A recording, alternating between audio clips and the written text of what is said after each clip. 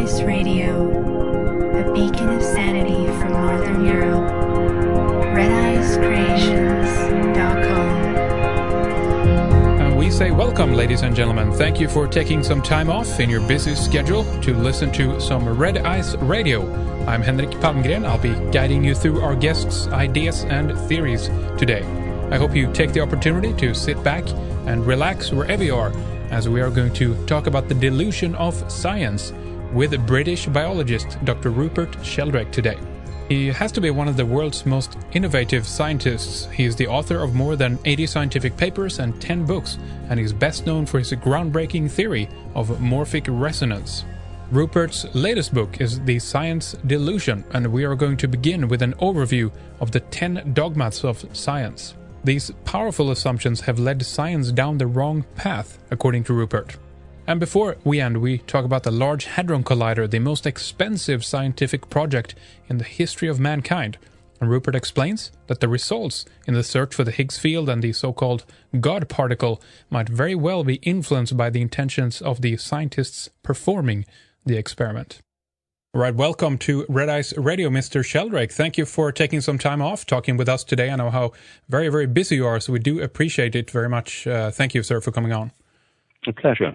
Excellent. Now, we have a very short time, as I said here. We have, of course, much to discuss. So why don't we kind of begin to dive right into it? I think we should definitely talk about your latest book, The Science Delusion. It's called Science Set Free in the United States, the US version. And this, of course, follows on from your previous work on the morphic resonance and morphic field and everything else. And maybe we can talk about that later if we have time. But maybe first, Rupert, you can just give us an overview of what the science delusion is. Sure. Well, the science delusion is the belief that science already understands the nature of reality in principle, leaving only the details to be filled in. Now, a lot of people think that's true. I certainly don't. I think we know a lot, but there's a huge amount we don't know. And in this book, what I do is I take the 10 dogmas of science and I turn these dogmas into questions. So I look at them to see how well they stand up to scientific examination in the light of scientific evidence. And the answer is none of them do. And the point of the book is not anti-science, it's pro-science.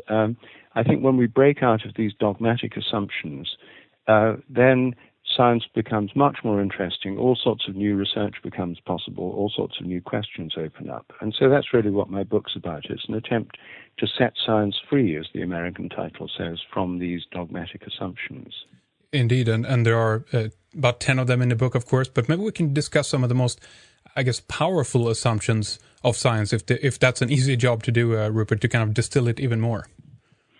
Well, they're all powerful in their own way. I mean, I could summarize them. Should I do that? Sure, so let's do that. Know what we're talking about. It's a good idea. Well, dogma 1 is the assumption that nature is mechanical or machine-like, that everything in nature is like a machine. Animals are like machines, plants are like machines, and we're like machines, lumbering robots, in Richard Dawkins' vivid phrase. Our brains are like genetically programmed computers. So that's the first assumption. It's been in science since the 17th century. The second assumption is matter is unconscious. The whole universe is made up of unconscious matter. All of nature is made of unconscious matter. Our bodies are made of unconscious matter. But for some peculiar reason, our brains become conscious. And that is one of the big problems for materialist science. Consciousness ought not to exist at all. The third assumption is the laws of nature are fixed. They were the same at the moment of the Big Bang as they are today, and they'll be the same forever. And so are the constants, which is why they're called constant, things like the speed of light and the gravitational constant.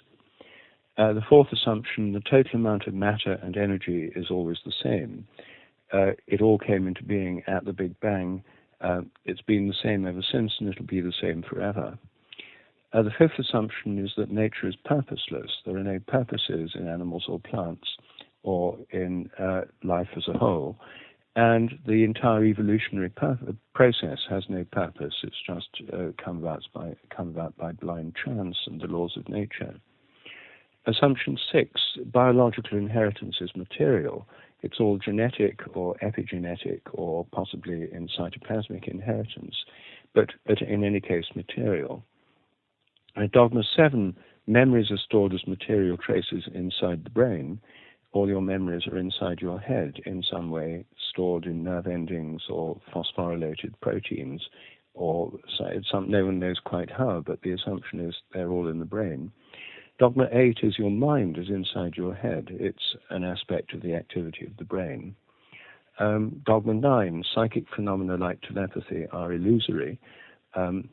They appear to exist, but they're not real.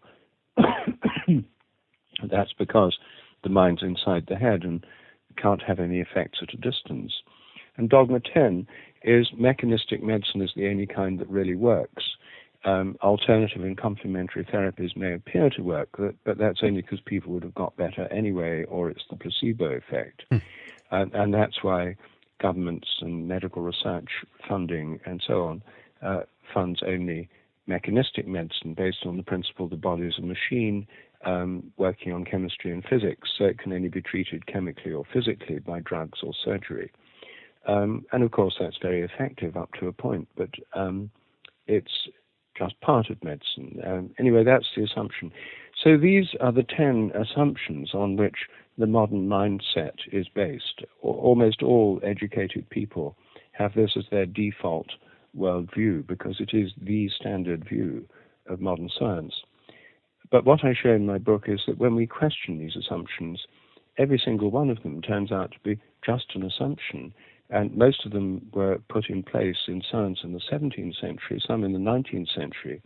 But in many ways, science has outgrown these old assumptions, and the sciences themselves have burst out of them, but most people don't realize that yet. Well, that's very interesting. Why do you think it is that we haven't kind of left them behind where they belong then in that sense? Why haven't we generally caught up with what we today know? I think the reason that they haven't really been questioned is partly because the sciences have been so successful. Science has huge prestige. I mean, everybody, all of us, are impressed by the triumphs of modern medicine, the internet, computers, smartphones, jet planes. All of our lives are so surrounded by technology that it seems this entire enterprise, which has changed the world dramatically for good and for ill, is incredibly successful. How could it possibly be wrong? I just don't think it occurs to most people. Most people don't realize these are assumptions. They simply think they're the truth. Yeah. And if it wasn't for the success of science, I think they'd have been much more questioned because they're not very plausible when you think about them. But science is so successful, has such high prestige in government, education, business, and so on. It's not something most people think of questioning. If we talk about the larger context of what all of these assumptions really mean, they have, after all, shaped our worldview, Rupert. And I think you postulated somewhere that it actually might be, we might be on a dangerous path pretty much if we follow through on these assumptions and take them for fact. And one of these is that we can see in our world, of course, the reflection of a soulless outlook, if you will, that we assume that nothing is alive around us. And so maybe you can expand on that a little bit, Rupert. What you see is at the end of it dangerous with this worldview, the scientific worldview that we have today. Well, I think it's dangerous in quite a lot of ways. First of all, it gives us a false view of nature, that the whole of natural world is just unconscious matter, and that for some mysterious reason we're the only conscious beings in it. Well, maybe along with other mammals or birds or a few other species of animals, or maybe lots of species of animals, but otherwise it's unconscious. And that view, I think, gives us a completely false view of nature and our relationship to nature. And, of course, the ecological crisis shows that there's a terrible imbalance between our activities and the world we live in. And secondly, I think these assumptions alienate ourselves from ourselves because instead of seeing our minds as an aspect of our whole being in the world, an embodied being in the world, we see them as something separate things somehow inside our heads. And it separates our mind from the body and creates a terrible split between reason and emotion and experience and between science and the humanities. And it creates a whole series of imbalances and splits in our own experience.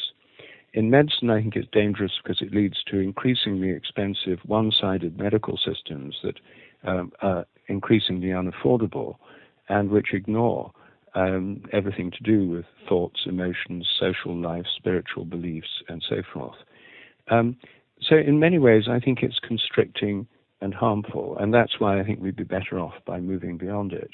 Indeed. I mean, in certain countries now, herbs are banned. Alternative practitioners are viewed as quacks all over. I mean, should we try to... can we disprove these assumptions? Is that what you're trying to do in the book, pretty much, yes. Rupert? Yeah. Yes. I mean, it's not so much disproving as... The first thing is to bring them into the daylight. When you do that, then they're not so powerful or so frightening. For example, the assumption that matter is unconscious. You have to look into the history, and the history of that belief is, I can briefly sketch it out because it gives an important example of how history is so important here.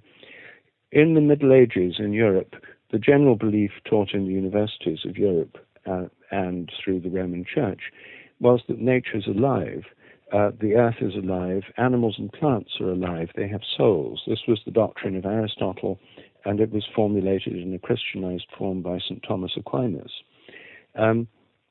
So this doctrine that animals and plants have souls, the animals are called animals because the word anima means soul in Latin. Humans had souls, but everything in nature was alive. The earth was alive, animals and plants were alive, the whole universe was alive, and filled with intelligences, angels, spirits, minds. It was a living world. Now, the whole point about the 17th century revolution was it said, no, it's not a living world, it's a dead world, made up of machinery, not organisms. And Descartes, who did so much to formulate this view in the 17th century, proposed that nature is split into two parts. Matter, which is unconscious and mechanical, and that makes up the whole of nature, and mind or spirit, which is conscious and to do with reason, rational thought, mathematics, and science. And reason is that kind of rational mind, which is not in space and time, which is immaterial, is confined to humans, angels, and God. So he made a radical split between humans, angels, and God, which are spiritual, human minds, and everything else in nature, including human bodies, which are unconscious, dead, mechanical, and machine-like. And this split created the split between body and mind, humans and animals, and the rest of nature, and between religion and science. And most of the founders of modern science were quite devout Christians, and it created a kind of way in which people could be religious and scientific at the same time, and that lasted till the 19th century. There was no real conflict, because they were in separate compartments. Religion got the human mind, angels, and God, and science got the whole of nature, including the human body. So the idea that matter is unconscious wasn't proved. It wasn't something that was proved by careful experiments and research and treated as a refutable hypothesis. Mm-hmm. It was simply assumed or defined by a French philosopher in the 17th century as unconscious. That's why this idea is embedded in science. And the next step was in the 19th century. A lot of people didn't like the idea there's two principles in nature, matter and spirit, and they thought there ought to be only one. Personally, I think that we need at least three. But the people who didn't like there being two, Cartesian dualism, some of them said, well, there's only one principle, it's spirit, and that's the idealist philosophy. Everything is consciousness or mind, and matter is kind of dumbed down mind. Or the other option, which dominated science from the 19th century onwards, is materialism, which says that matter's the only reality. This realm of spirit doesn't exist. It's not material, therefore it doesn't exist. Angels and God are therefore instantly abolished. So you have a kind of atheist worldview. And then the human mind is nothing but the activity of the brain. Now, of course, this assumption, the materialist assumption, is incredibly problematic because although matter's unconscious on this view, we should be unconscious, but actually we're conscious. So how do you explain that? Right. And in the philosophy of mind, that's called the hard problem, because no one has an adequate explanation for it. They some philosophers say consciousness doesn't exist. It's just folk psychology, an illusion. Others say it's an epiphenomenon. It's like a shadow of the activity of the brain, but it doesn't do anything. And others just simply say it's an illusion produced by the brain. The trouble is that calling consciousness an illusion doesn't explain consciousness, it presupposes it, because illusion is a mode of consciousness. So this is deeply problematic, and philosophers of the mind go round and round in circles. Most academic philosophers are materialists. They never conclude it, never solve it, and they can't. Some philosophers now today are suggesting that we've got to recognize there's some kind of mind or consciousness in, not just in human brains, but in all matter. Even electrons and atoms have some kind of mental aspect to them. That's a philosophy called panpsychism, the idea there's psyche or mind in everything. And I think that's the only reasonable way forward. And that recognizes a kind of mental life, even in electrons.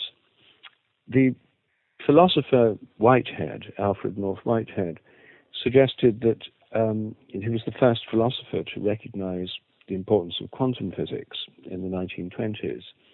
But because quantum physics shows that matter is not stuff, matter is a process, there's no such thing as instantaneous matter or matter that just continues forever, like hard little billiard balls. Instead, atoms and electrons are waves. And because they're waves, they're processes, and because they're processes, they take time. You can't have an instantaneous wave at a point, at an instant, because a wave takes time.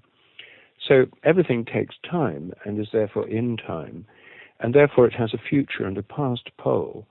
An electron has a future pole and a past pole. And the future pole is mind-like. It's about possibilities. The past pole is when something's happened, one of these possibilities has happened, it becomes a fact, then it's in the past. And our own minds are like that. Our minds, our conscious minds, are full of possibilities. We choose among possibilities, and possibilities are not physical, actual things, they're just possibilities. As soon as we make a decision among them and do it, then it becomes a measurable fact, and it's now in the past. So the mental pole and the physical pole are poles in time, not in space. Anyway, these are some of the debates going on at the moment within consciousness studies and philosophy of mind, and I think we've moved on from this old-style materialism to something much, much more interesting. Indeed. I mean, when it comes to proving consciousness from a scientific point of view, I mean, is that ever going to be possible? Because there's different ideas here. Maybe it's the scientific method that is wrong in itself, or as we know, Rupert, you and many other scientists are looking into these things now, but their work is still not really being accepted, if you will. So there's a problem here somewhere. How to begin to move forward, do you think? Well, I think that there are several things that will move science forward at the moment. One is that in consciousness studies, the problems of materialism are becoming more and more obvious. And a number of eminent philosophers are breaking with it. I mean, a book came out just last month, which I think is very significant. It was by Thomas Nagel, who's a famous American philosopher. And he wrote a book called Mind and Cosmos. The subtitle is Why the Materialist Neo-Darwinian Concept of Nature is Almost Certainly False. And this is one of America's leading philosophers, and it's a very powerful book in that he shows how this worldview simply won't work anymore. So I think there's growing disenchantment with it within the academic world. More important, this worldview is breaking down within the very heartland of biology. The Human Genome Project was supposed to explain human nature in terms of genes. There were billions of dollars spent on it. Everyone said it was going to be this total transformation of our worldview. But actually, it's led to a huge problem. The whole thing is crumbling. There's now something in the last 2 or 3 years, not widely known outside biology, something called the missing heritability problem. What they did was they took the genomes of 30,000 different people. They'd sequenced all the DNA and got complete genomes of 30,000 people.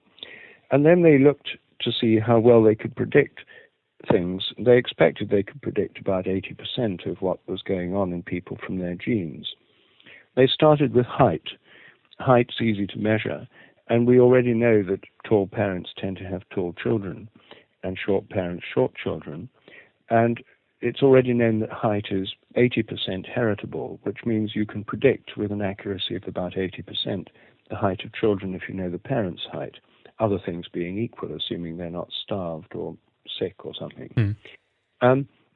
Well, when they analyzed the genomes of 30,000 people and looked at their height, they found that out of these, there were about 50 genes concerned with height. And so they made a model to explain height in terms of these genes.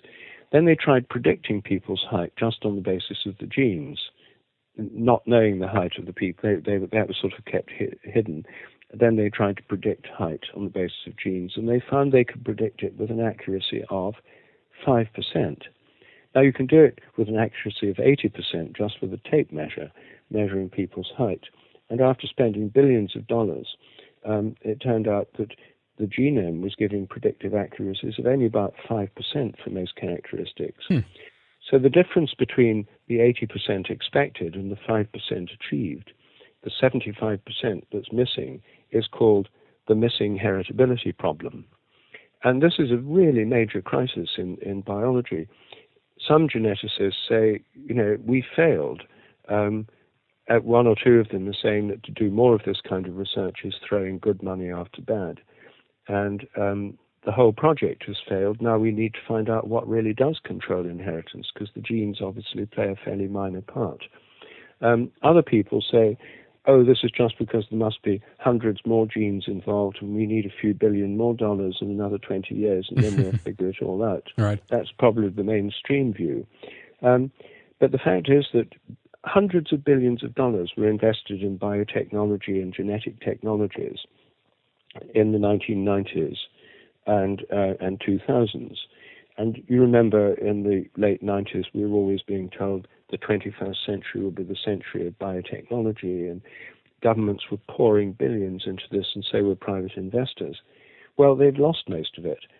A recent report by the Harvard Business School called this the biggest money-losing scheme that's ever been devised. Wow. Most of these companies have made no money at all. Governments and investors have lost hundreds of billions of dollars.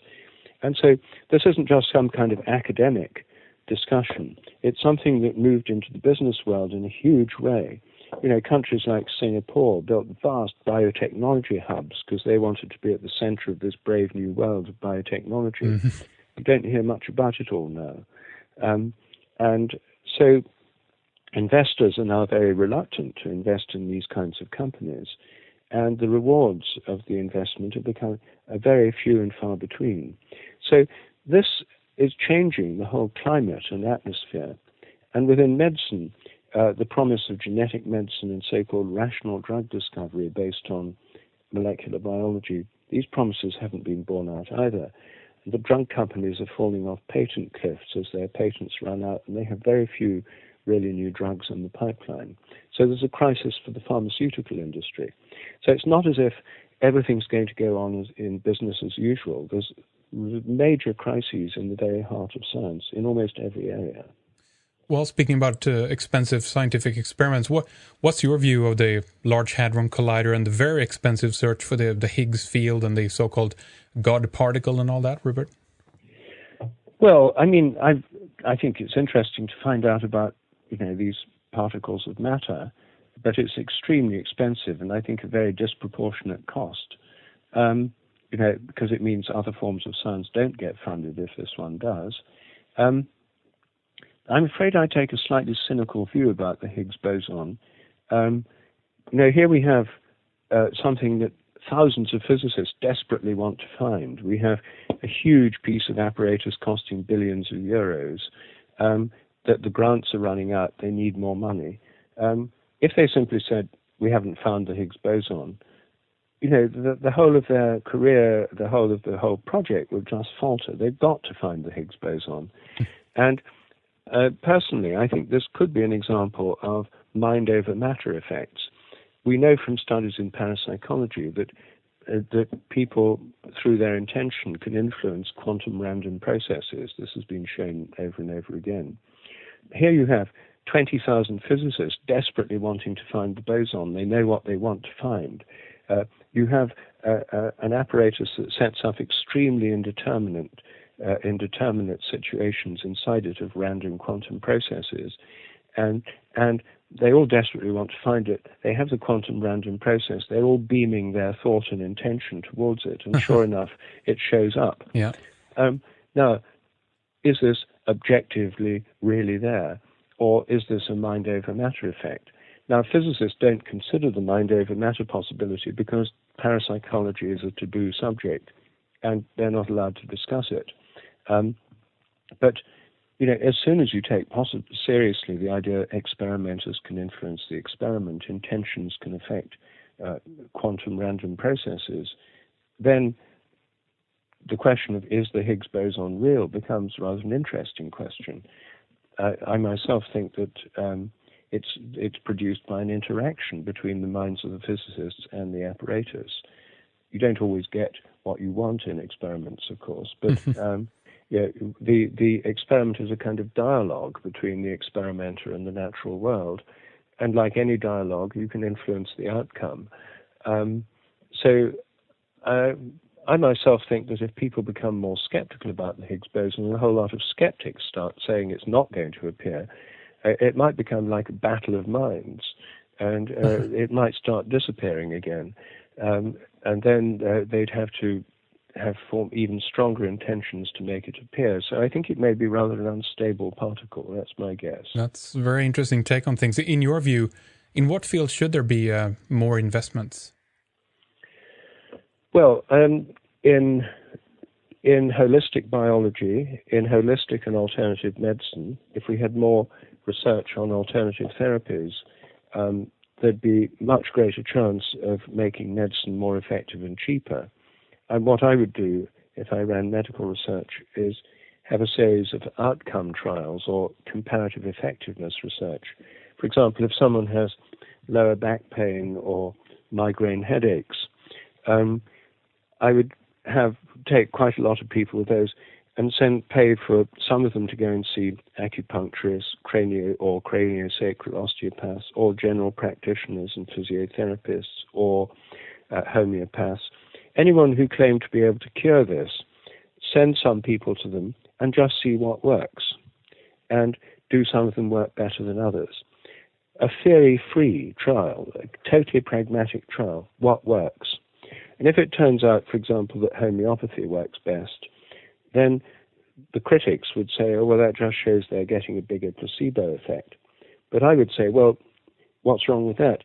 If people get better, it doesn't matter what you call it. The only thing that really matters is whether they get better or not. And if they get better for a much cheaper treatment, then that's surely worth knowing. So I would take a completely pragmatic view of this. Instead of having something, only these kinds of therapies can be researched because they fit with this theory, I just see what happens. And I think research of that kind of medicine could transform the medical world and give us a cheaper and more inclusive kind of medical system. Yeah, indeed. Now, previously you mentioned the Cartesian duality, pretty much matter and spirit. Then you mentioned you think there should be a third in there. What is that third? Well, I think that in the older view, there was the view of body, soul, and spirit. I think that what we have is, I think there's basically three principles at work, which in physics would be called energy, fields, and consciousness. I think we have three basic principles at work and interacting in the world. Already within physics, within quantum physics, the idea of matter as fundamental has been superseded. Materialism says matter's the only ultimate reality, but physics says matter's not the ultimate reality. Matter, like electrons or protons, are actually vibrations within fields. It's energy bound within fields. So energy and fields are the fundamental principles of nature according to physics. I have no problem with that. And I think some fields interact with fields of consciousness, which are fields of possibility. And so I think we have consciousness, which is the realm of possibility and the ability to choose among possibilities, fields, which are the organizing fields of gravity, electromagnetism, quantum fields, and my own theory of morphic fields throughout nature, that there are organizing fields of all self-organizing systems which have a kind of memory within them. I think these are part of the field part of nature. And then I think there's the realm of possibility that our minds inhabit. Most of our mental life is unconscious, it's habitual. Our conscious lives are concerned with choosing among possibilities. And that realm of possibility and virtual futures is not exactly the realm of field and habit, nor the realm of energy. It's a third realm. And so I think we have this threefold level of reality, which corresponds in many philosophical systems to theories of ultimate reality which see it in threes. You know, yin and yang in Taoism with the circle that contains them. Yeah. Or the Holy Trinity in Christian theology, which is a source, a conscious source of the Word and the Spirit, which are the three aspects of the Trinity. The Spirit is energy, the Word is form, structure, meaning, which I would see as fields. So I think that we see basic threefold or Trinitarian structures in many, and in Tantric Hinduism and Buddhism. You have Shiva and Shakti. Shakti is the energy principle, Shiva is the form principle. And it's not just an uncontrolled duality, they're united in a sexual embrace as part of a larger whole. And so that again is a kind of implicitly Trinitarian principle. I think that seeing things that way makes more sense of nature, and it gets us away from this either unsatisfactory dualism of Descartes, which has dominated Western thought until the 19th century and still is quite an important part of our thinking, or this narrow materialism, which is so out of keeping with the way we experience the world ourselves directly. Indeed, I agree. Now, there's, of course, endlessly more to talk about here, Rupert, but we'll have to leave it at that for now. You have a train to catch. But I just want to say thank you so much for your time today. And please go ahead and mention your website and the title of your latest book so people know where to go and, what to pick up when they go there. Good. Well, my website is sheldrake.org, www.sheldrake.org, SHELDRAKE.org. And that has a huge amount of material about my work. It has lots of audio tapes, trialogues with Terence McKenna and Ralph Abraham, videos and so forth, all free. And then I have my new book, which really summarizes a lot of my previous work and puts it in this framework we've just been discussing of science moving on from being stuck in this dogmatic worldview. In Britain, it's called The Science Delusion. It's published in German as Der Wissenschaftswahn. It's in Norwegian. It was published just recently in November in Norway in a Norwegian translation. And in America, it's called Science Set Free, and it was published in the autumn this year. So it's available in various countries in various forms. It's also available as an e-book and an audio book in English. So the details are on Amazon or they're on my website. All right, very good. Sheldrake.org, The Science Delusion. Go to the website and check it out. Thank you, Rupert, again. Thank you. All right, well, this was a shorter program. I hope you enjoyed it nonetheless and got something out of it. We're going to try to get Rupert back with us later in January or February and really get into his theory of morphic resonance, which is fascinating. I hope you had a good year and that you're ready for the new as we begin to look forward to new guests, new ideas, and we're going to continue to develop our program, improve it, and really take things to the next level. We're only really begun and there's so much more to discuss and discover. We here at Red Ice Radio say cheers, and we raise our glasses to you for your continued interest, support, and for staying with us and sending us kind feedback, encouraging words, guest suggestions, and ideas for topics of where to go and where to take the discussion next. For everyone making Red Ice possible, we say thank you, and we'll speak to you soon.